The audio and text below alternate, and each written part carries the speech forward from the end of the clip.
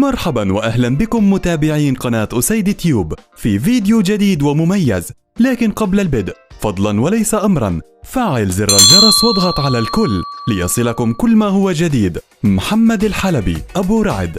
إلى جانب الشخصية العالمية روان أتكنسون ما يعرف بمستر بين، هناك شخصية كوميدية لطيفة سحرت الآلاف في الوطن العربي بأدوارها المتقنة والمتنوعة في مجال الدراما والكوميديا. اليوم سنستعرض معكم معلومات وحقائق عن الطفل محمد الحلبي أبو رعد، ولأول مرة. اسمه محمد حسام الحلبي، عمره 5 سنوات، كنيته أبو رعد، حيث أطلق عليه والده لقب أبو رعد عندما قام لأول مرة بعمل حلقات كوميدية سماها نكشات أبو رعد، التي لاقت نجاحا كبير لا مثيل له. جنسيته سوري الجنسية، لكنه ولد في تركيا ويعيش مع عائلته هناك عند انتقالهم إلى تركيا بسبب ظروف الحرب في سوريا. عائلته يعد محمد الحلبي من عائلة فنية، حيث أن أحد إخوته ممثل والآخر مغني، وجميعهم لديهم قنوات يوتيوب وجمهور كبير من المعجبين. سر نجاحه والده.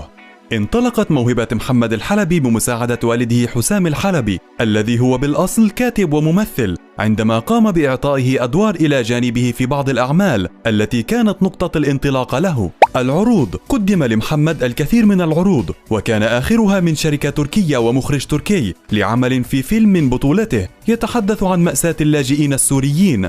أطلق عليه الكثير من الناس اسم ياسر العظمة الصغير لقدرته الرهيبة على التنقل بين الأدوار والكوميديا والدراما وردات الفعل في أعماله.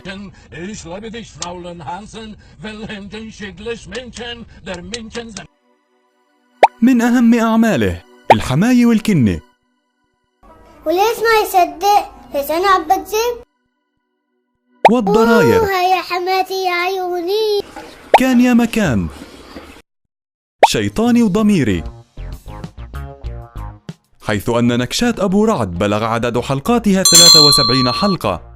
وفي النهاية نتنبأ لهذا الطفل الموهوب مستقبلا باهر في المجال الفني بشكل عام والتمثيلي بوجه خاص. هل أنت من متابعيه ومحبيه؟ لا تنسى أن تشاركنا في التعليقات وتضغط على زر اللايك. إلى اللقاء. شكرا لكم على المشاهدة.